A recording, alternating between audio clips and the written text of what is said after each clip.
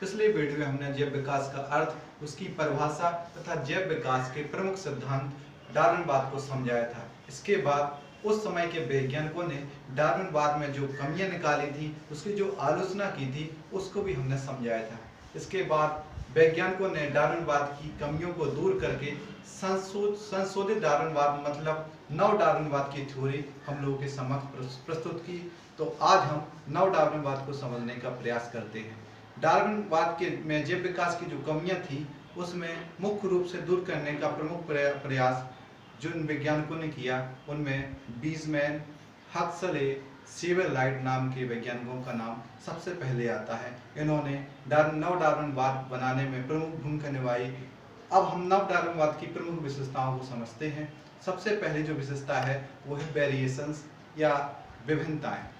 विभिन्नताएं क्यों पैदा होती हैं, जीवों में विभिन्नताएं क्यों होती हैं, एक जीव दूसरे जीव से क्यों अलग होता है। क्रियाकलाप में तो समान होता है, लेकिन उसकी आकृति, उसका आकार, थोड़ा बहुत अंतर एक जीव से दूसरे जीव में होता है। वो क्या है? जीवों में विभिन्नताएं। इसका प्रमुख कारण है लैंगिक जनन। यह विशेषता मुख्यतः युग्मक के निर्माण के समय होने वाली क्रॉसिंग ओवर प्रक्रिया के कारण होती है।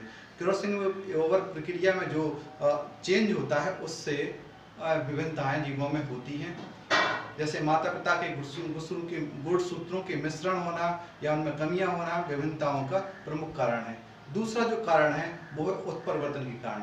उत्परिवर्तन युग्मक या जायगोट के निर्माण के समय में जो गुणसूत्रों में कमी आ जाती है, जीन में जो कमी आ जाती है, उसके कारण एक म्यूटेशन, एक नया गुण जीवों में उत्पन्न होता है और यह जीव एक नई जाति को बनाने का कार्य करता है। यह नया गुण ही नई जाति को उत्पन्न करने के लिए सहायक होता है। तीसरी जो कंडीशन है वो है जीन परिवर्तन। जीन परिवर्तन है गुणसूत्रों पर जीन की स्थिति बदल जाना, गुणसूत्रों पर जीन की स्थिति बदल जाना या जीन की रासायनिक प्रक्रिया, रासायनिक संगठन में कोई कमी आ जाना।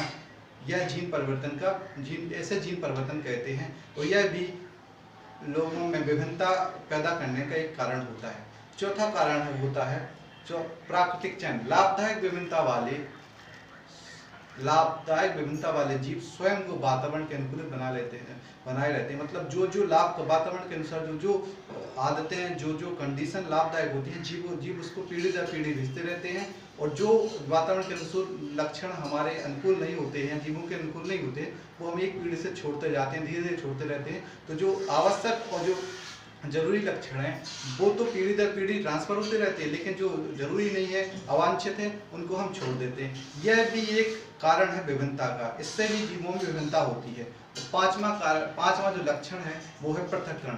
भौगोलिक तथा लैंगिक पृथक्करण के कारण जीवों में अंतः प्रजनन नहीं होता। भौगोलिक कंडीशन और लैंगिक कंडीशन के कारण जीवों में अपने आप में एक प्रजनन नहीं होता, जिसके कारण एक नई जाति का विकास होता है और एक नई जाति बनती है। ओके।